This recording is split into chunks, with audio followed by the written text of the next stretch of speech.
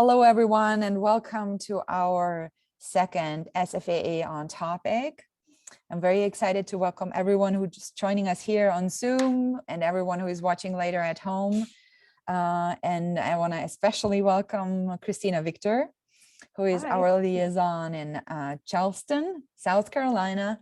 And she's going to present today on the topic of artist residency. Thank you so much, Cristina, and please go ahead. Thank you. Thanks for having me. My name is Cristina Victor. I graduated from SFAA, specifically New Genres, in 2011. I had a great time at the school. I feel like it kind of set me up to be able to seek out some of these opportunities I'm going to talk about I experienced. I'm very casual about my lectures and talks and whatever. So if you want to keep your sound on, ask me questions. It's nice to hear people laugh when I make dumb jokes. So feel free to keep your sound on. And I'm going to present, some of my experience in a sort of scrapbook sort of way. I thought the best way to do that is to show you some pictures and give you some tips at the end. And I also tailored a lot of this towards, students who are maybe about to graduate or, starting to consider how to apply to things, fresh out of school. So I certainly haven't done the most residencies ever. I just have a few under my belt, mostly in the US. I've never done anything outside of the US, but I just feel like some of this information is worth sharing because it doesn't always get talked about. So here we go. Oh, come on. Here we go. All right. So this is the list of the residencies I've done. And when I first graduated SFAI, I got nothing but rejections. I did all the applications to like Skowhegan, Oxbow, the big ones, even Bemis, which I got to do not that long ago. And I got nothing but rejections. I think because you never really know. It could be because the documentation isn't great. I don't know. Everything could be improved about the application. And it also could be circumstantial and just what's going on in the world, the relevancy of what you're doing. But I got a lot of rejections. And so I realized that I had to kind of seek out the smaller, quirky residencies to see if I could get access to those because the big competitive ones were a little further out of my reach for whatever reason. So first one I did was Thank You for Coming. And I'm going to go into detail about all of these guys in 2012. So it was a year after I graduated. Then I did Signal Fire the following year, Air Residency in 2018. 2018 was a big year for me project-wise and residency-wise. So I traveled a lot and I jumped from residency to project. Very busy year. Then I got big old Bemis, Center for Contemporary Art. I was actually at Bemis when COVID hit. So I'll talk about that as well as far as like how a residency can support their artists in crisis. And then I did Open Air Residency and we had to split it up between 2 summers because of COVID. So first residency is in 2012. Thank You for Coming is an experimental food art space. I was their inaugural resident. And so they were looking for someone to kind of start off their residency with a big bang. They were sisters and another person who had come together and they just wanted to have this sort of punky art space where food was sort of centered to the experience, but they wanted to invite artists. They wanted it to be like a sort of incubator for conversations around food and performativity and research. I proposed an idea to have a live telenovela / Cuban restaurant for the entire month. It was extremely intensive. It was an endurance project, but it gave me the opportunity to kind of I had a character that I was playing for 4 years at SFAI. This was where she died. I killed her off in this residency. But throughout the residency, I was able to pull from the performances I did at SFAI, a lot of food performances. A lot of my work is based on identity, encouraging like conversations or how to dismantle stereotypes. And so I had this character that I used to sort of provoke these conversations. And I had the opportunity to make the space a very immersive experience, including the food, including like, just the characters that were there. And it was a really rich experience. I think because the residency was so young, I was able to kind of like make it what I wanted. I think it was a little more than they had bargained for. And I don't think they hosted very many residents like this in such an immersive experience moving forward. I'm not even sure that they're accepting residents anymore, but they're still an operating food art space. I'm just not quite sure how they're operating when it comes to bringing artists in. But this was like, it's so much fun and also so much work. And it definitely was an extreme experience when it comes to a residency, but I think there's always the opportunity, or there's spaces and artist residencies that you can present, you know, projects like this for. And I think it's always a matter of finding the right thing for where you're at with your work and having the residency tailored to your needs, you know, for your practice. So this was huge for me. And also it was an opportunity to kind of like leave this body of work and move forward. So it was a big bang for the end of Miami, as you see in the middle there. Cristina, one question, because you said that it took a long time for you to get your first residency after graduating. How long after graduating did you do this residency? So this was a year after, but like I didn't have them consistently, and I applied to things all the time and got nothing but rejections. So I just I like talking about the failure of like what we do too, because it's easy to just like see how everyone gets praised for all the things they're doing. And then, you know, also sometimes the failure really brings the growth. And so not getting the residencies, you know, kind of helped me kind of sit back and be like, I need to rethink how I approach this. And maybe I'm not ready for the big ones, you know, maybe my work's not ready. And so just trying to find the opportunity for the next step, you know, and, you know, not getting too caught up in the rejection, because the rejection is also a moment of potentiality. Like there's something there, you know, you just have to like kind of find it, like problem solve it. So this happened to be this thing that was just starting, and I, you know, had to ask myself if I could do anything with a space, what could I do? And that's what I came up with. And they were into it. They weren't as into it at the end of it. They were pretty burnt out. We all were, but you know, it also caused me to test my own limits and ask myself, do I want a residency to feel this, you know, intensive? Like maybe not all the time. So yeah, so then it took another year for me to get another one. You know, also like we work, we have lives. I moved around a lot. I have been moving around a lot ever since. So so this is just examples of, you know, the space. I had a station where people could get blinged out, where they could chongafy themselves and embellish themselves and wear jewelry and put makeup on, and like a nail painting station and cafecito. And it was very dynamic. There was always stuff going on. And everyone who's part of the residency was like staff in the restaurant, but they were characters too. So there was always a lot going on. And this was a full month of this. So that was, thank you for coming. Then the next opportunity I got was with Signal Fire. Signal Fire now, I think since 2013, has grown immensely as a community. It's really unique in that it takes artists and creatives and writers and environmental advocates out into nature. And so you don't necessarily get a studio, but you get a group, almost like a little bit of a tribe. And you all go out into some sort of planned nature trip for between 5 and 10 days. You pack everything in, including your foods. You share tents, unless you bring your own, but that's more weight to carry. It's very physically intensive. And there's different trips that you can sign up for.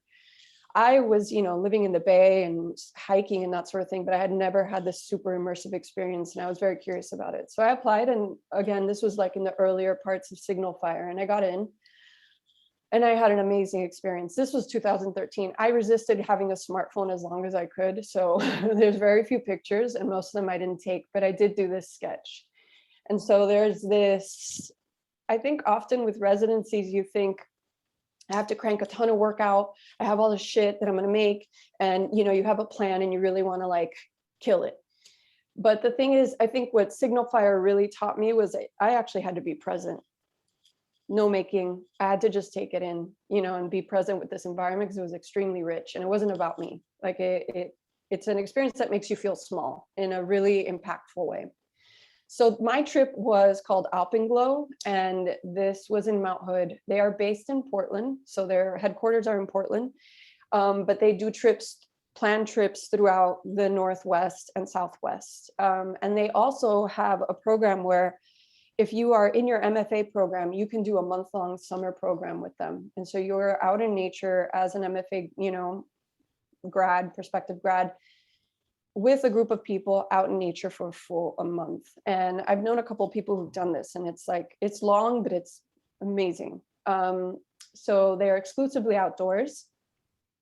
They welcome sound artists, writers, poets, visual artists, and environmental advocates. So it's a really unique kind of grouping of people, because really what you end up doing is having these really rich conversations and like kind of existing with each other in these like really sometimes dangerous environments. Like you never know what's going to happen with the elements, but that's part of the fun. The alumni group is amazing. I've never been part of such a conversation that shares resources in the way that they do consistently and like with such care. They're always sharing like teaching opportunities, grants, sharing apartments, exchanges. Like it really feels like a family when you leave there. You get folded into like a group of people that really care and continues to grow. It's extremely physically demanding. So that's worth saying, because, you know, not everyone has the capacity to like climb up a mountain for 5 days. And, it, you know, there are days where we'd end our hikes and some people would cry because it was that intensive. But if you're able to like kind of put yourself in that situation where you can endure something like that for several days on end, and be with a small group of people intimately for that long, it's a wonderful experience. And you feel like a badass when you're done with it, because you're like, I did that. Like we climbed all the way up there. We actually saw an avalanche from that spot in that picture. So that was pretty rich. I shared a tent with someone who was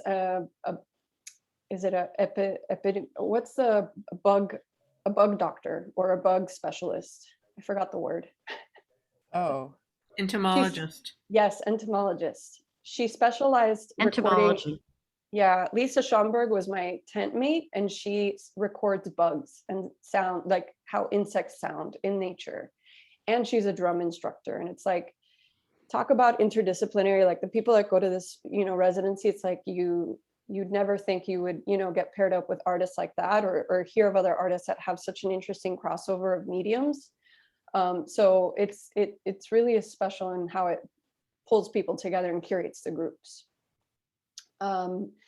These are some images of that first trip I did. I actually, and I'll show you images later, but I came back as an alum and I also was a juror for them. So I'll go into that later, but basically you meet up, those two people in the left, it's Tarp, Ryan, and Amy. They started this from scratch years ago, just taking groups of artists out into nature in Oregon. And then it became an organization. Now they're a nonprofit and they have an office in Portland, and they're wonderful people, wonderful, wonderful people. So as an organization, they're extremely ethical and just, they can handle just about anything. So, you know, with a small group of people and you're intimately together for a long time, stuff happens, but they just know how to manage things, especially in these kinds of environments. So I love them.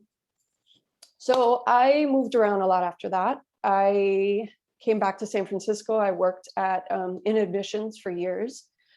And then I hit that point where I was like, I think I'm ready to move on again.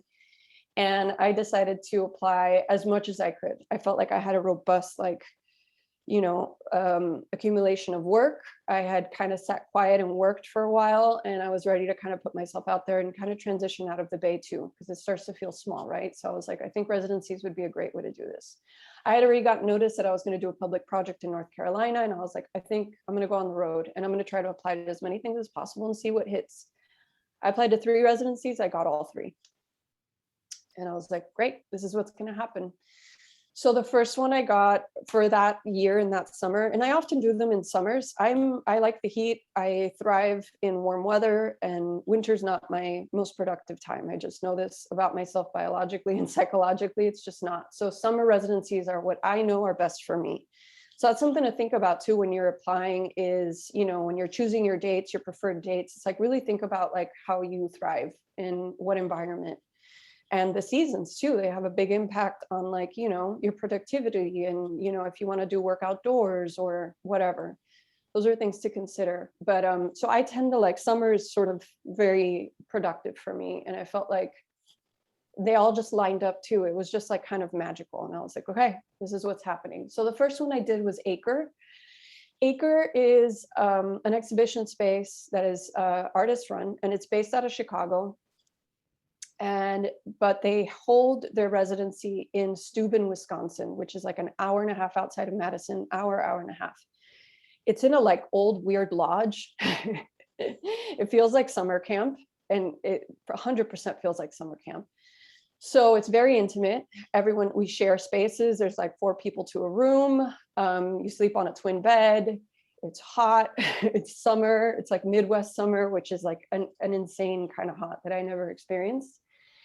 And the summer sessions are 2 weeks only. You get options for like 3 different sessions that you can choose. So everyone drives out of Chicago. Like you can fly into Madison, have people to pick you up. You can drive in there on your own and bring your car, or you can fly into Chicago and then caravan out with everybody that goes out. There's a lot. So this residency is run by artists. No one gets paid.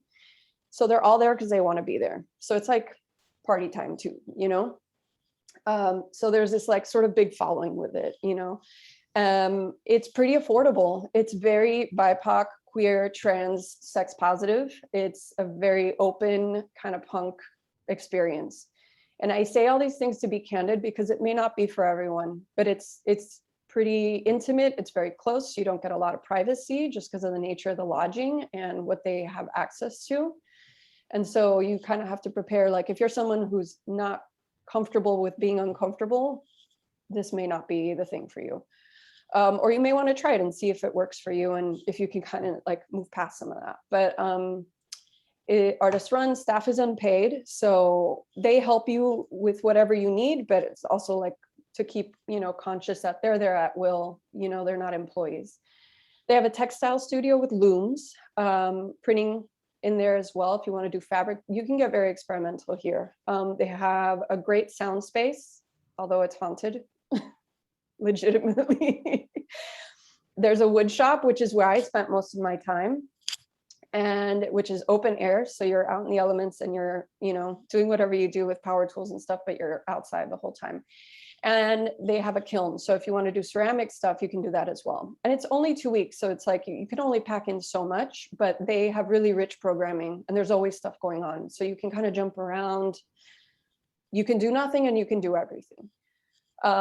This was by far the most diverse group of artists I've ever been among. I've never gone to a residency or even a group sort of thing like this that was so diverse, which was really awesome. And you can tell there was like a sort of openness and a warmth that people were kind of relieved. And sometimes, you know, you go to an artist residency and you kind of look around and you're like, okay, let's count the brown kids, let's count the black kids, how many did they let in? And that wasn't the vibe with this at all. It felt very inclusive and very open.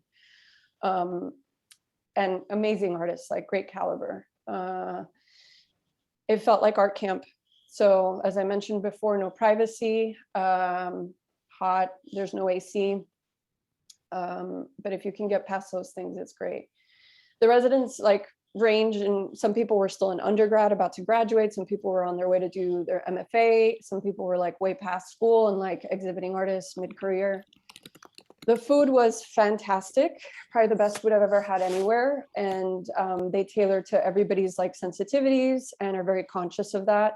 And the food is like, there's love in the food. So I think also this whole idea of like an artist run, you know, unpaid staff thing, it's like everyone who's there is there very intentionally. It's very remote. So if you wanted to drive yourself to a store, you need a car. It's very hard to get around. Everything's very far. So you very much rely on like the resources of the residency in order to get whatever you need. And sometimes it can be awkward because then, you know, you need this, you need that, and you can't be driven into town every 5 minutes. But if you bring your own car, then you have more mobility. Again, very exposed. You know, like in Florida, it gets the torrential like summer rains, the extreme heat, bugs, chiggers. I didn't know what chiggers were. And then I found out. But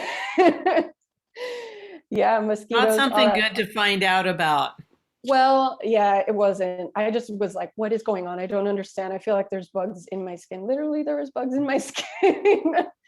But I don't want to, I want to be like honest about those things so people are aware of it, because, you know, it's just worth mentioning, but I don't want it to sound like I wasn't grateful for going. It was an amazing experience. It's just, again, not the most comfortable. Like there's a range, a great alumni network too. You basically are confirmed to be part of some sort of exhibition in like within the year. And so then you get paired up with a curator that's part of the Acre alum, and you're typically put in a group show with them. And whether it's at their exhibition space in Chicago or elsewhere, they kind of like affirm that they're going to give you some sort of exhibition opportunity out of it in affiliation with Acre. So that's great. And the lectures are awesome. They bring in artists from Chicago, from everywhere, to give lectures, do performances, and it just feels really special because they get great people to come in and also have like studio visits with you. So even though you don't have a space in a studio, you have opportunities to sign up for conversations with these people. Lots of partying. All right, so I decided I wanted to, after a couple of days of being there, I was like, what am I going to do with my time here? And of course, I decided to make a giant permanent flagpole. I'd been making flags for a while. I did a public project making flags. And so I've been thinking about like the sculptural element, the presence of like what hoists a flag, how a flag is sort of presented, in a public space. And I started thinking about the flagpole as like a sculptural element. And I wanted to explore that there. I felt, I don't know, I had conversations with the owner and with the people from Acre, and I was like, is this possible? Can I find a tree that has maybe fallen, work on it, and have it operate as a proper flagpole, so then it's an exhibition site for residents moving forward after I'm here? And they let me do it, and they totally supported me through it. So I found a tree that had fallen. It was like sitting in a riverbank, and I was like, that one. And we had it hauled back to the wood shop, and I worked on it, and I learned how to carve wood. And they had someone who specialized in woodworking who taught me how to use these beautiful Japanese like wood carving tools. And so I spent most of my time working on this tree trunk and like shaving it down and making it into a functioning flagpole. So that was my initial sketch. This is where it actually was erected, and it still stands as far as I know, and it operates as a flagpole for people when they're residents, which is cool because then the like textile community or the people who end up working with the textiles can use it as an exhibition site for whatever they make while they're there. So this is like a little bit of the scrapbooky element I was talking about. These wildflowers were everywhere, which is beautiful. I learned how to do dyeing fabric from natural foraged stuff in the area and from scraps from the kitchen. So there was like beets left over, and we learned how to dye with that, and mulberries and walnut and sumac and things like that. So there was like little workshops happening here and there that I would jump in on. There was a workshop on how to make your own sex toy with clay, and we had the pieces fired, and I made my own dildo, and it was amazing. Fortunately, it broke, but now I know. And then I also made flags for my flagpole because I was like, we need to hoist something. And I didn't want the emphasis to be on the flags having meaning or anything. And I was like, the flags are just like a reflection of my time here. And so I used the scraps that I learned to do the natural dyeing with, and I made flags with them. And this is the wood shop. So I'm in my bikini because it's that crazy hot there. But I had a great time just like going at it on this log and just preparing it and learning how to work with wood, which I had never really done before. And then the next summer or next session, Lucaza, who's was in the Bay Area and now is in Virginia, or in Richmond, Virginia, I believe. Her work is amazing. And she did this like, sort of protest flag workshop with people. And then they hoisted the flag and had a ceremony. And I was like very honored to see it activated exactly as I felt like it should be. I wanted it to, be of service to people after I was there. Then the residency marathon continued. I went to Vermont Studio Center, complete opposite of Acre. You get your own room, you get your own massive studio. It's very quiet if you want it to be. I cranked out a lot of big textile work, and I spent a lot of time in this like white cube studio, which I had never had such a big space. And I really enjoyed it, and I got so much out of it. So I was able to like really just get big with the textile work, experiment with it, break it up. And this was a very, like, I feel like I produced work here that I'm still showing. And it was a month long. It's costly, but I got the fellowship, thankfully, which I'm very grateful for. And they have scholarship programs. You can also do 2-week periods. So it's a little flexible in that sense. And they often host up to like 60 people at once. It's ongoing all year. So you can go in the winter, you can go any season. It's just constantly running. It's in Johnson, Vermont. So it's similar situation as in Steuben, where you're like in a little town. You need a car in order to get around. You could have a bicycle, but again, depends on the weather. The closest town to it is Stowe. Burlington's about 30 to 45 minutes. So it's pretty remote. Feels very Bernie. You get your private room, you get your private studio. They have like a kitchen, mess hall, like area, dining area, and they provide the food. It was okay. There's like a salad bar, and how nice to just have food cooked for you. But because there's limited options outside of there, after a month, you kind of start craving going out to eat other places. Summer was beautiful. There's a lot of swimming opportunities. Like you see me on the left, this is like down the street from my studio. I was placed in the Barbara White building, which is typically for painters and photographers. But I, for some reason, got a very big space, and I just kind of went to town with it. I'm still, and I'll talk a little bit about the relationships, that you kind of end up naturally making at these places, but I'm still very close to so many people I met at this residency. It was lovely. And if I needed it to be quiet, it could be quiet. If I needed it to be very social, that was accessible too. But it was a very productive time for me. So this is a little bit of space, a little bit of my space. That was on the right is the view from my window of the studio, and literally all of Vermont feels that way at that time of year. I believe I was there July, and this is the swimming hole right next to the like cafeteria. So people take like swim breaks in the summer. If that's something you enjoy, then maybe consider applying for the summer. And hiking is phenomenal. So most of my residencies, I go out. They have visiting artists that do lectures. We only had 2 in the month that we were there. Wendy White, who does a lot of textile work and installation, she came to my studio and gave me some feedback, and that was helpful. And she also did a lecture.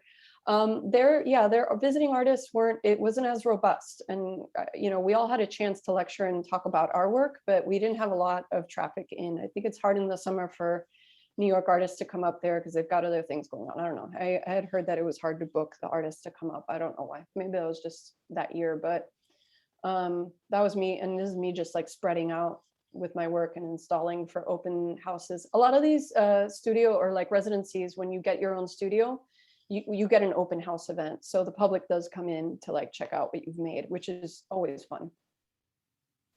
Then I went back to Signal Fire as an alum, and this was a film workshop. So how does a film workshop work out in nature? Well, it was analog film, and we did collage, and we like collected things and then projected these things in the woods. It was really fun and very quirky. So every year, this is the fun part, and also something you want to think about when you're looking at residencies is like the ones that have robust alum programs are probably going to stay in touch with you and give you opportunities, at least an in for further things to happen for you. Even just their like their emails blasts, like those are helpful. Sometimes you find out about things that you otherwise wouldn't by staying in the loop. But every trip gets an alum, and it's an application process as well. So I had already juried for them the year before, which gave me this whole other like voyeuristic view of the other side of applying for residencies. And then I applied to come back as an alum because I wanted to, and it was such a rich opportunity the first time. So I came back and we went back to Mount Hood.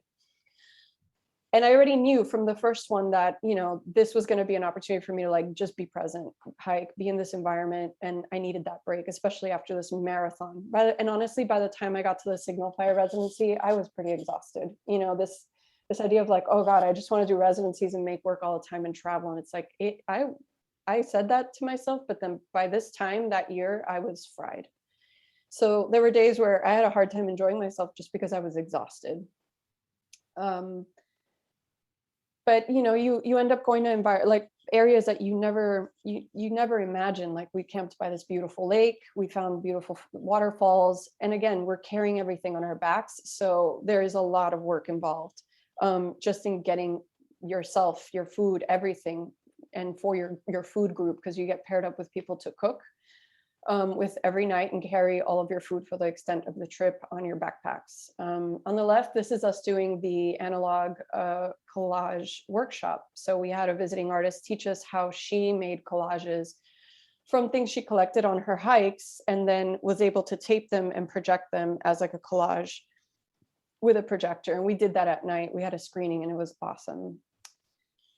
And I shot a video in this spot. This was at the end of our trip, and I was able to just kind of like be present in this space and be a little performative and be quirky. And I recorded a video that I've never shown anyone, and I probably won't show anyone, but just great being there. Out of the connections I made at Acre, I was offered a solo show in Cincinnati. So that person that taught me how to carve connected me with some people in Cincinnati that then offered me a show. And so this was my first solo show. So just to like give an example of how like can be a direct line to, exhibiting work and things to do. And then there's the big one, Bemis. This was another moment where I had moved to New York and I was fried by being in New York. And I was like, I'm just going to apply to Bemis and see what happens. We have an alum in there, Rachel Adams. She is the head curator of Bemis. And, I think she's great at advocating for us SFAA alums, not to say that she's ever involved in like who gets, picked. But we have an alum there right now. Cathy Lou is at Bemis as well. And Cathy Lou applied 8 years in a row to Bemis. She got so mad at me when I got in the first time, like the second time I applied. She was like, that takes me so long. I've never gotten in. But she's there now and she's killing it. She's making great work. Bemis was a winter residency. And I drove from New York to Chicago, through Chicago, and then to Omaha, Nebraska. This is a 3-month-long residency. It is paid. It is like the cushiest of the cush. You get the most support I think I'll ever get in my life from an institution. You get $1,000 a month. You get a stipend for travel. You get folded into so much in Omaha. They are wonderful in how they receive their artists, how they give them opportunities to talk to other artists that are exhibiting in the center. Everyone, it's just a very receptive and supportive environment. You get everyone, even the smallest apartment studio is giant because we're existing in these big old mill buildings.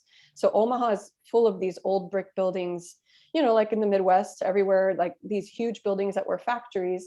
And this building has been turned into an artist residency. And so there's different floors that are like, there's an exhibition floor in the bottom and their offices, and then everyone gets their own huge space, in addition to having access to the sculpture center, which is its own giant space with a ton of facilities.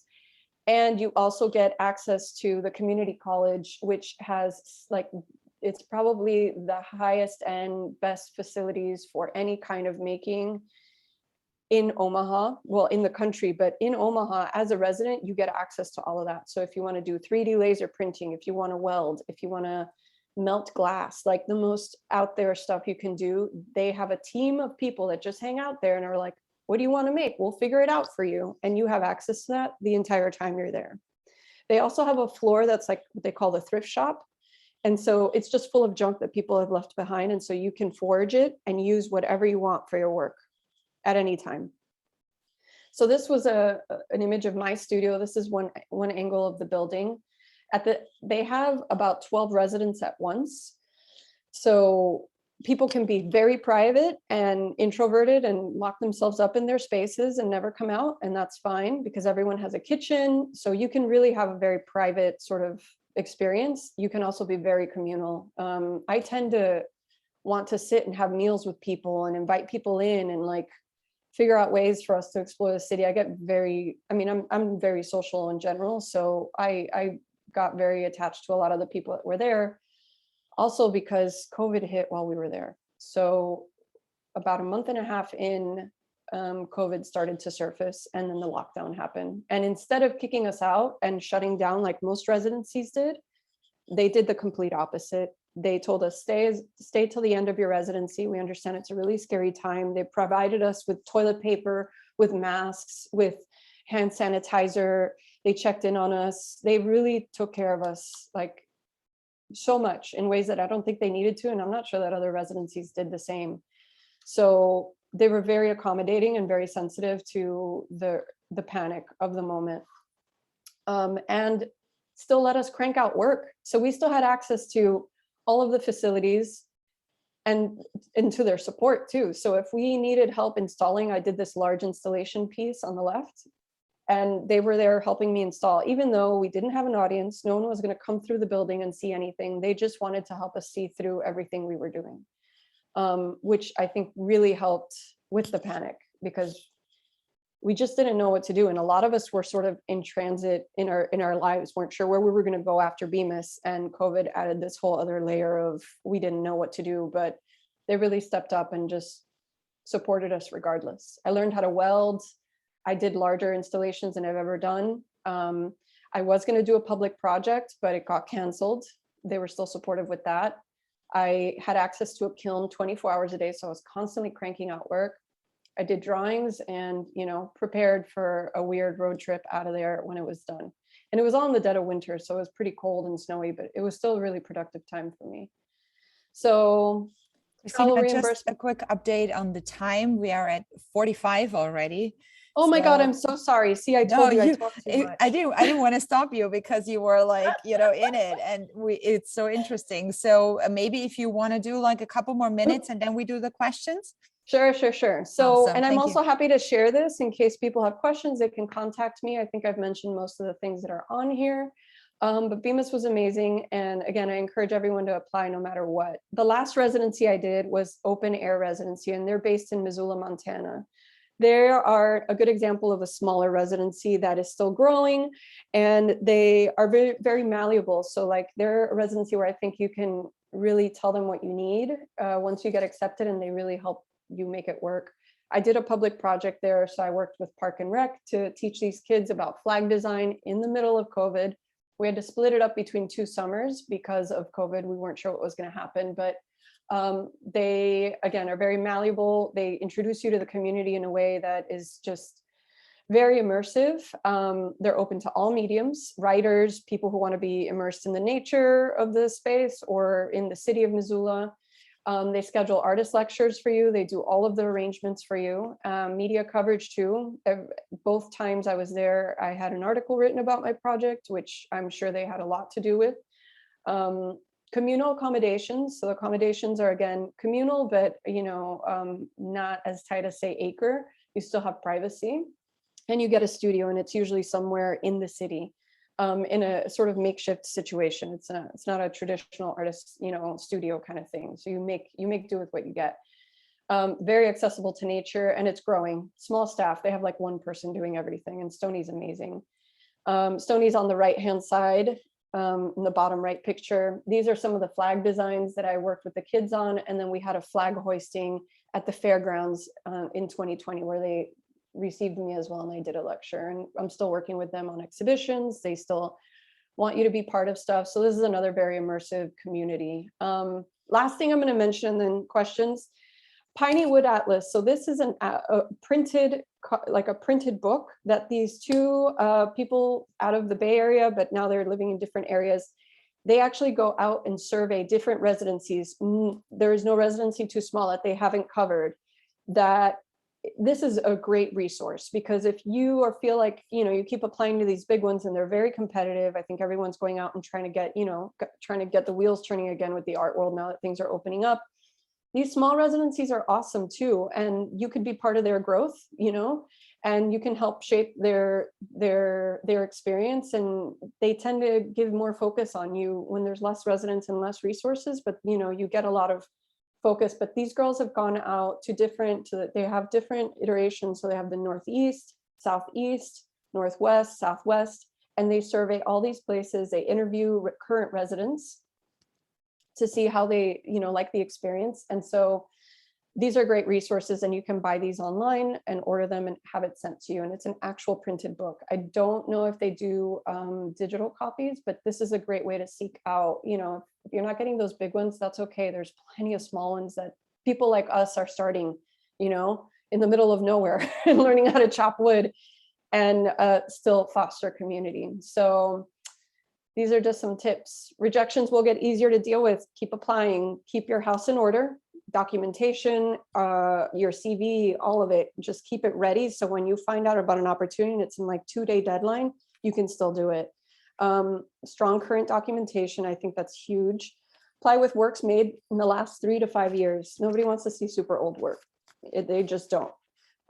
Workshop your statements and proposals with your community, your friends, or anyone, you know, for grammar purposes, just to see how it reads.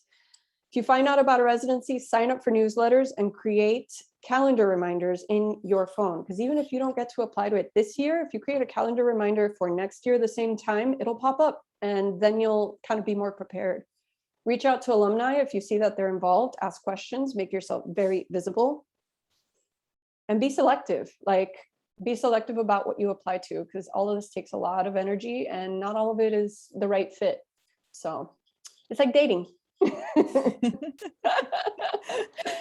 And that's it. That's all I got. Awesome, I told you I could talk. Yeah, I think you could have done another half hour, but we have a couple of questions. I'm going to read them real quick. From Julie Sure. Blankenship. How do you feel about paying for a residency? Is that a good way to start out? I get that, you know, it depends on what situation you're in.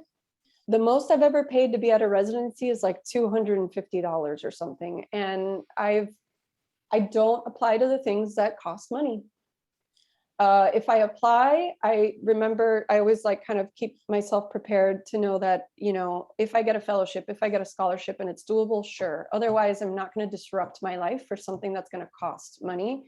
That's just my position. Other people are in different positions, and people save money, or they're more able to afford that sort of thing for themselves. I've only participated in things I could afford that were within that budget or were free. Because, and I also, you know, it's extremely disruptive. And it's been disruptive. It's been really rich to do all these things, but I've also left jobs to do them and not been able to come back. I've left cities in order to, like, you know, like, there's the reality of that. Like, and I'm always down for talking about being transparent about this whole experience of being an artist, because Instagram likes to make it look like, oh, it's so fun, it's so fabulous, it's so easy. And it's not. There's so much of consequence in our lives in order to do these things. But I just don't set myself up for the disappointment of going to a thing that I can't afford, or will totally, like, you know, set me back when I'm done with it, because there's no guarantee that residency is going to give you your next big break, you know? Yeah. Even with Bemis, that was like a very, like, rude awakening. So I was like, oh, big break. Yeah. And then COVID hit and I was like, no one saw what I fucking did. No one saw it, you know? So sign up for things that you feel like you can do. If you feel like you can save up and afford to pay, you know, for a residency, make sure that you're going to one that you feel like is going to be right for where you're at with your practice and what you need. Mm-hmm. Thanks, Cristina. We have Cathy Johnson, who is asking where to find Piney wood. Only online? Does it have a PDF? I don't know if it has a PDF. They're really awesome people and very responsive. That is like their passion project. So if you have questions, write to them. I met them at Acre, but they have a lot of Bay Area connections. One of them lives in the Bay Area still. The other one lived in Colorado, but they're wonderful, approachable people. And I'm not sure how much their stuff has evolved since then. I did look them up on Instagram. So they have an Instagram account. It's just Piney Wood Atlas. They have a very, you know, approachable website. I don't know if they have a digital, I'm assuming they would, but also, like, if they're just print, that's totally worth. Thank you. Supporting. Yeah. Where do you live in South Carolina? Is it an art friendly place? I live in Charleston, and it is art friendly, but it needs a little nudging. It what? Needs a little nudging. It's very, I think it could be a little more diverse in, like, the kind of work it makes. Contemporary work tends to kind of be, I mean, there's a small group of artists doing interesting things, and, like, pushing some boundaries, but it's like, this place is so ripe with history that is very problematic and rooted in racism and slavery. And a lot of the work, I feel like that gets attention, doesn't really focus on that. And so that's my SFAI-ness, is like, how am I going to figure this out? We've talked about figuring out a way to put together an exhibition here. So I'm on it, but I'm just still getting settled here and taking things in. So I've thought about maybe moving there because, you know, better than Florida. It's a little farther north than that. And I don't know if it has the storms or as much. It does. It has the flooding. You can't really avoid being uncomfortable in this country anymore. So I'm sorry. I keep trying. There's flooding, there's hurricanes, you know, like but I mean, there's places where you can kind of not be subjected to it as much. I feel like that's a whole other topic. Yeah, I understand. Thanks, Cristina. We have another question from Kacy Jung. I think one was answered, that you're living in Charleston now, and she was asking, like, how do you deal with like leaving home to go to residency? And I know you said you were exhausted after the residency marathon. It's kind of like, what do you do with your home when you go on residencies? Well, I've been very transient. I've often lost my home. Yeah. Or I give it up and then I have to start over. And I think COVID and being at Bemis shook that out of me a little bit, and it helped me prioritize, like, what am I, like, what's the consequence of this like race that I've been after? And I love making art. I love doing I love all of it. Like, I love being in conversation, but not at the cost of my own health, or like will I have somewhere to go back to when, you know, it's all over? And I've often, for the last 10 years, I'm uprooted every time for the next opportunity, and that's not serving me as much anymore. It's very romantic, and if you're able to do it, great, but I never had a safety net. Maria knows.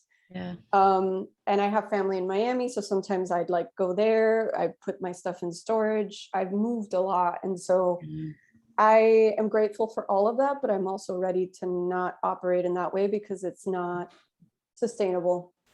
It's not sustainable. And, you know, I applied for a residency like a month ago, and I got accepted to one in Georgia, and I got the email like a couple days ago, but a week earlier I got a job, and I'm like, here we go again, you know? So it's always that sort of compromise of like, how do you balance all the things we have to do in order to maintain the making and you know, how we do what we do. But I know I'm not alone in it. So yeah, but I've luckily, I'm at the most stable place I've ever been in my life when it comes to like my home and health. And so I want to make that a priority. And if things can fit around it, great. But I've also had the privilege of doing a lot of these residencies, and I'm really grateful for it, but I don't need to go to a residency to make work. You know what I mean? Yeah. Yeah. So we have one more question from Liz Miller-Kovacs, which is probably going to be our last question for today. Do you tailor and write specific proposals for each residency? I know that you touched upon that, but it's not really clear. Maybe you can clarify a little bit for Liz. Yeah, the application process is so different for all of these. You definitely want to have all your slide room stuff like ready to go whenever you need it. However, sometimes these applications are going to ask you for a project proposal. Although they ask you for that, doesn't necessarily mean you are then like obligated to fulfill it. So I think often when residencies ask you for like a project proposal or like, what would you do with your time here? All I can say is be genuine. You know, I feel like now that I've been on the other side of the juror thing, and then I look back on all the things I've applied to and not gotten, I wasn't genuine about what I was going to do because I was often trying to propose something that I thought they wanted me to do or they wanted to hear.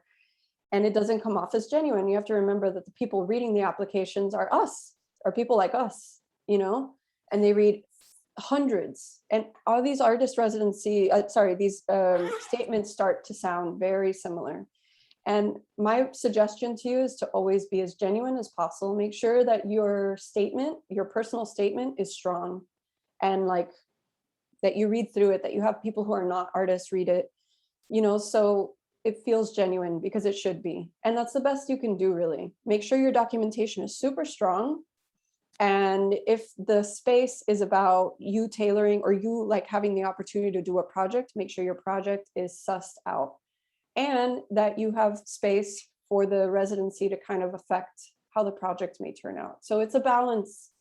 And the more you apply to these things, the better you get at it, you know, and I'd say keep a log of all the proposals you've sent, of like, you know, all the like blurbs you've had to send to these different places. So you can look back on, you know, your writing and make sure that it's strong. So I think self-editing and just being as genuine as you can, I hope that helps. But you never really know what they're actually looking for and who's reading them. You know, it could be very circumstantial. So do the best you can, but just be honest about what you want out of the experience, and that will come through. Awesome. Thank you so much, Cristina. That was amazing. It was really informative. I hope so. And we're going to share the video as well. So thank you so much. Well done. I'm going to stop.